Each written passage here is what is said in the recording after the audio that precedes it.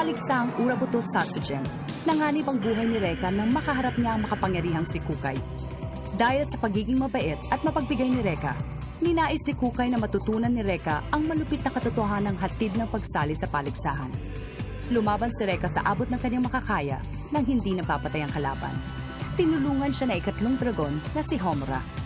Dahil doon, ang Hokage ay umusad sa ikalawang bahagi ng paligsahan. Hiyaw ng halimaw na sundalo. Wala sila sa... Grabe! Napagod ako ng gusto ah!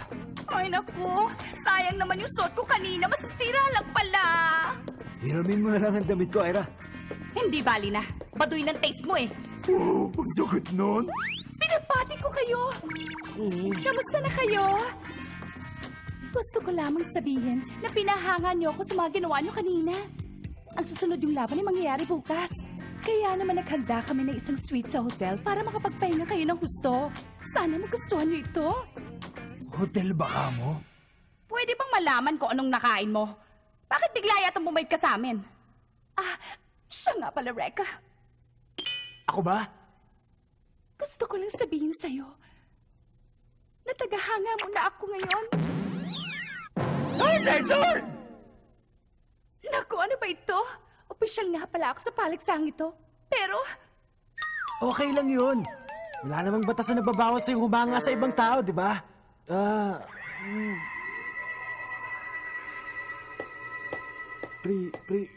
Prinsesa? Popular ka na ngayon. Diba, Reka? Aray! Anong sigaw yun, Master Kukay? May naipitan siguro ng ugat. Aray ko! Aray! Oh! Wow! Ang bangis itong binigay sa ating kwarto, ah! Oo nga! Ang ganda! Ito palang kasya ng buong bahay eh. Wow! Meron din sila palang water bed! Makakatulog ako na mahimbing mamaya. Tama ka, Ira. Sabay natin pagsasaluhan na magdamag. Pwede ba? Tigilan mo na ako sa mga kalokohan mo! Tignan mo to. Tinulugan na pala ako. Siya nga pala, bakit hindi natin kasama si Miss Kagero at si Dylan dito? Nanood muna sila ng paligsahan. Siguro tinitingnan nila yung makakalaban niyo bukas. Alam nyo, meron lang sana akong gustong itanong sa inyo eh. Nakakagalaw ka dahil sa katakugutsu ni Lola, hindi ba? Siyempre naman mapagkakamalan ba akong alaga niyong hayop? Pero puro bulak ang laman ko. Eh bakit parang istambay ka sa kanto kung magsalita? Samantalang si Lola naman pinong-pino. Oo nga no, bakit kaya? Ha? Ay naku, sa sobrang pagod nakatulog din sila.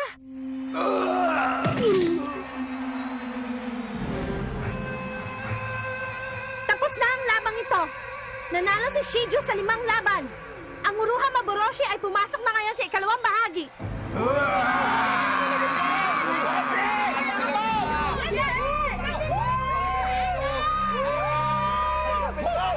Ang pangkat ng Uruha Maboroshi ang susunod niyong makakalaban bukas.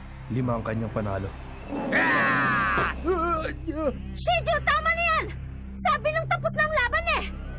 Ano bang gusto mong patunayan? Tama na yan, Shijo. Hindi niya sinasadya na takutin ka. Kailangan lamang niyang ilabas ang kanyang natatagong karahasan. Kaya minsan na ipapakita niya ang kanyang kabangisan. Anong klaseng nilalang yun? Mukhang malayong naging taong isang yun ah. Ito ang una sa mga kasamahan ni Kurei, ang Uruha.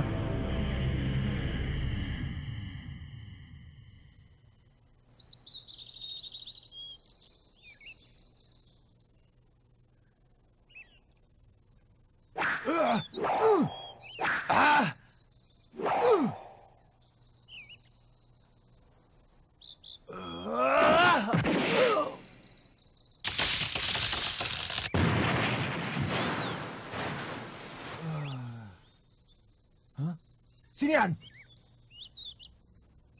Kumusta ka? Prinsesa, Maaga ka yata nagsimula ng iyong pagsasanay. Kaya naman, eto, dinalhan kita ng tuwalya. nag-abala ka pa. Salamat. Dapat nagpapahinga ka muna. Okay lang. Nakakatuwang isipin. Ang gagaling niyong lahat. Hindi naman. Nang matalo niyo ang mga nakalaban niyo kahapon, natutuwa ako at naging kaibigan ko kayong lahat. Nahihiya rin ako dahil wala akong nagagawa para sa inyo. Hindi totoo yan, prinsesa. Kasabay ka namin nakipaglaban. Ikaw ang magiging kabayaran ng aming pagkatalo at mapupunta ka na kay Ginoong Mori. Pinilit mong ilagay ang iyong buhay sa panganib kahit na tumututol na kaming lahat. Ang nangyari sa ating kahapon, ipanalo nating lahat. Ang tungkulin mapangalagaan ka, ang nagpapalakas sa aming lahat. Malaking bahagi ka ng pangkat na ito, prinsesa. Totoo ba yun? Kasama niyo na ako. Sa pangkat? Oo. Maraming salamat. Ang saya-saya ko. Prinsesa. Teka, Masyado yatang napakaagang ligawan yan. Ano na lang sasabihin sa inyo ni Dylan? Bye-bye! Hoy! Mahaba pa ang oras bago ang laban natin mamaya! Mamasyal muna tayo! May malaking palasyo sa banda doon, oh!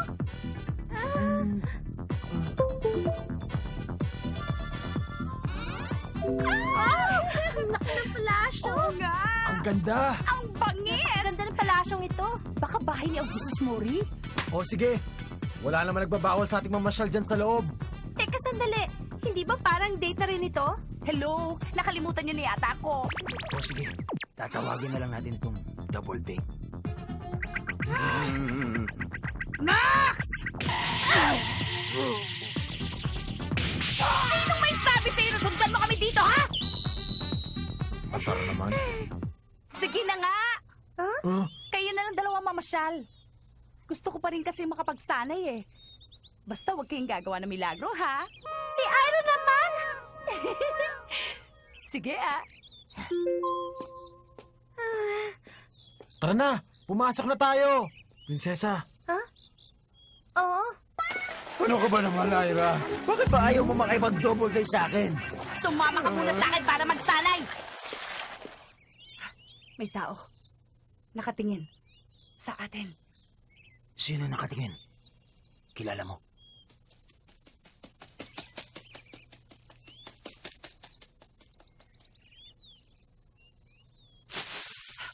Lumabas ka dyan!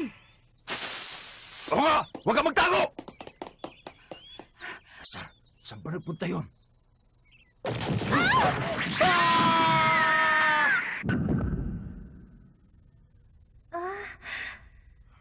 Dito mawawala ang init ng ulo mo. Siguro lumalangoy na sa pera yang si Augustus Mori para magkaroon ng palasyong ganito kaganda. Tingnan mo. Ang gaganda ng mga alahas. Mukha ring mamahalin yung chandelier. Ang ganda! Prinsesa, doon naman tayo banda.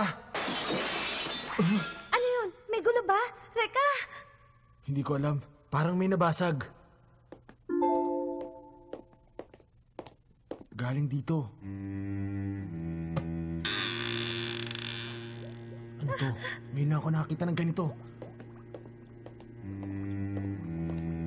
Kakaiba talaga ang mga itsura nila, hindi ba? Ano ba mga yan? Tingnan mo, Reka! May mga nakasulat na pangalan sa bawat tangke. Huh? Tingnan natin. Genjuro? Ano to? Ano to? Breach ang nakasulat dyan. Sino ka?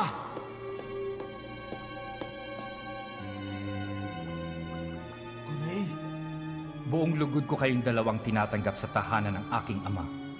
Napansin ko lamang, madalas kayong pumasok sa mga bawal na lugar. Reka! Sasabihin ko sa inyo kung ano ang mga ito. Mga clone regenerators. Ito ang nangangalaga ng mga clone ng Uruha. Naisip ng aking ama na kakailanganin din namin ito pagdating ng panahon. Pagkatapos ng paligsahan, malaking halagang ipapasok nito. Pagkakakitaan yung mga ito? Ikaw din, Ana Yanagi. Matagal nang naghihintay sa iyo ang iyong regenerator. Darating ang araw at makakagawa rin kami ng isang katulad mo. At pag nangyari yun, hindi ka na namin kakailanganin pang buhayin, Miss Ana Yanagi. Pag napunta ka na sa aking ama, hihimayin ka namin mabuti hanggang sa matuklasan namin ang iyong lihim. Dahil pangarap ng aking ama na manatili habang buhay. Ha? Hindi mo magagawa yan! Walang makakakuha sa kanya! Patuloy akong mananalo sa paligsaang ito hanggang sa malumpok kita! Magdilang anghel ka sana dahil gusto kong ako ang tumapos sa'yo. Ipakita mo sa akin kung paano manalo ang isang mahinang katulad mo. Manalo ka para sa akin, Reka. Kayang-kaya ko yon, Kuray! Ipangako mo na mananalo ka rin para sa akin!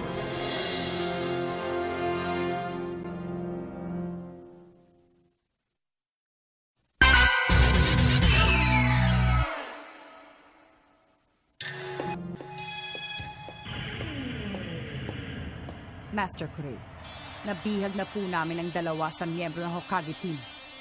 Magaling. Ngayon magsisimula ng aking mga plano. Oras na para sa laban ng Block A. Ikalawang bahagi. Hokage laban sa Uruha Maboroshi. Ano? Wala pa rin dito hanggang ngayon sina Max at Aira? Hindi pa rin sila bumabalik mula nang naghiwalay tayo kanina. Ito ngang Saturn's Ring at saka Fuji nasa kwarto pa nila. Nakakasar naman. Malapit na magsimula ang laban eh. Hinanap ko na. Wala sila. Wala sa hotel o sa dressing room. Palagay ko umuwi na sila dahil sa takot. Baliw ka talaga. Kasama pa rin sila sa pangkat. Kaya hindi nila gagawin ang sinasabi mo. Pero bakit hanggang ngayon wala pa rin si Max at Aira? Basta ang alam ko, darating sila tapos!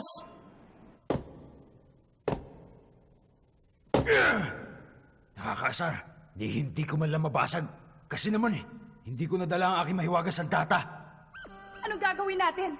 Naiiwan ko rin ang aking Fujin sa hotel. Malapit na magsimula ang paligsahan. Asar talaga.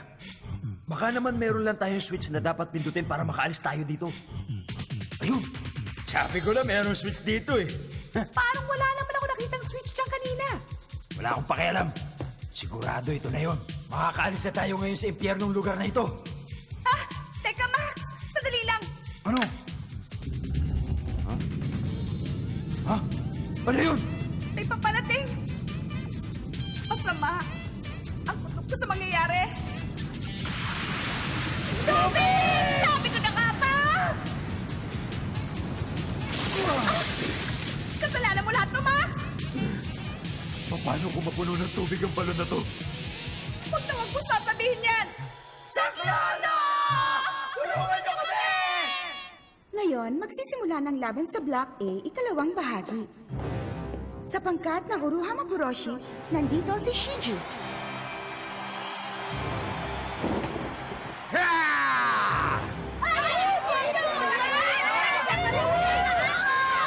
At ngayon, para sa pangkat ng Hokage, si Aira Kirisawa. Ha?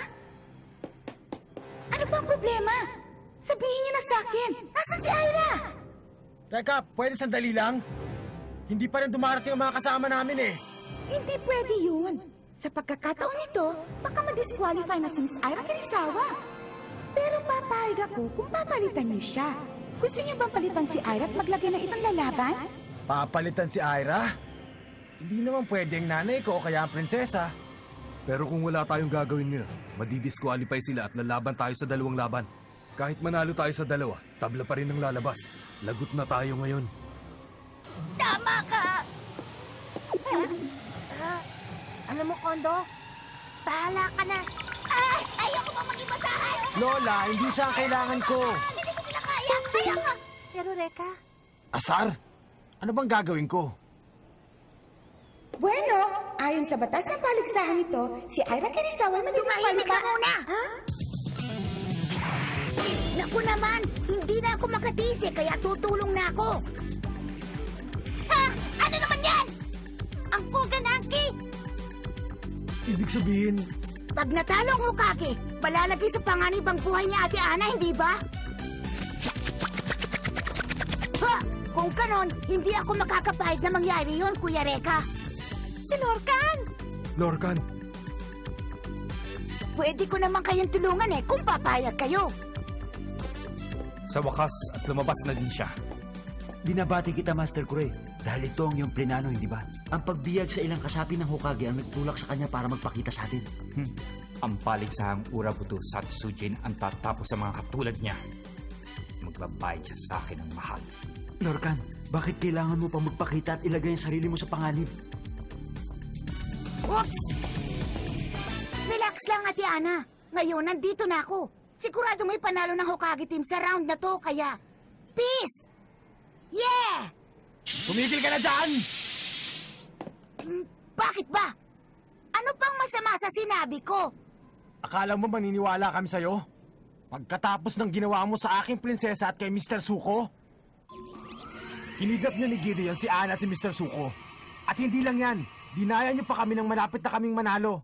Sa palagay mo ba, makikipagkaibigan pa ako at magtitiwala sa isang alagad lang ni Kurei? Huwag ka nang masyado maramdamin. Matagal nang nangyari yun eh. Nagkusa na nga akong tumulong tapos tatanggihan mo pa. Tama siya, Reka. Maaaring naging kalaban nga natin siya, pero nakaraan na yon. Ang alam ko, mabuting bata pa rin si Lorcan. Prinsesa?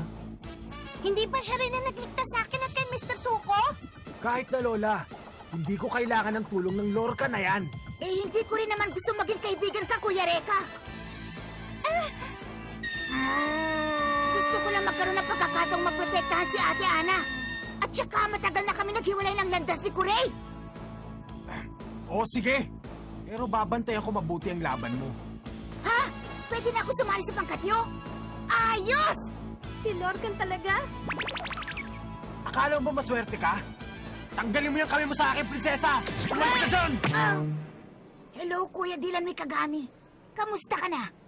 Personal kong nakita kung paano kang makipaglaban sa iyong kaaway. Aaminin ko na meron ka ring ibubuga. Baliwala rin sa akin kung tutulong ka sa aming pangkat. Pero, huwag mo na uling yayakapin si Ana. Narinig ko ba yun, Ref? Papalitan na namin ngayon ang kasama namin lalaban kay Shiju. Oo, narinig ko na. Para sa Hokage team, papalitan ni Lorcan Kogane si Aira Kirisawa sa unang laban ng ikalawang bahagi. Pinapakilala ko sa inyo ngayon para sa pangkat ng Uruha Maboroshi si Shiju laban sa pangkat ng Hokage na si Lorcan Kogane. Iba talaga kung magbiro ang tadhana. Sabihin mo nga sa akin, Lorcan, ano ba ang pakiramdam ngayong makakalaban mo na ang mga dati mong kakampi sa paligsahang ito? Ngayon ay makikilala mo na ang aking alagang si Shiju. Matagal ko na siyang kilala. Hindi ko nga lang siya namukha nung una, pero siguradong binago mo ng itsura niya. Sorry pero kailangan kong paamuin ang alaga mo. Unang laban! Simulan na!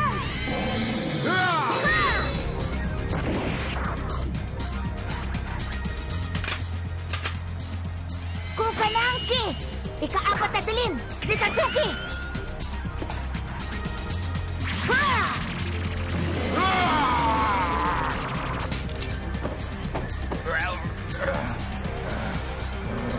Ang galing! Lorcan! Ang dali naman pala matapos tong labanan na to eh. Huwag kayong pakasisiguro. Hindi ako naniniwala na madali niyang matatapos ang isang kasapi sa pangkat ni Kurei. Tingnan niyo na lang ang mukha ni Lorcan. Yan ang nakakapagpatunay niyan. Aba, mas magaling ka pa pala kaysa sa dati. Maaaring bata ka pang tingnan subalit naging bahagi ka rin ng aming pangkat. Alam mo ba, Shiju? Hindi ka mananalo sa kanya kung ganyan lang ang iyong anyo. Mukhang napapanahon na para gisingin ang natatago mong kabangisan!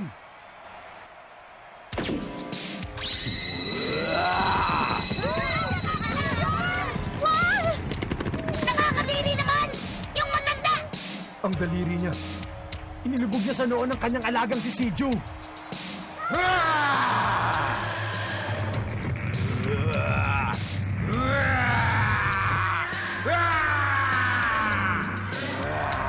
Ang halimaw, nagbagong anyo.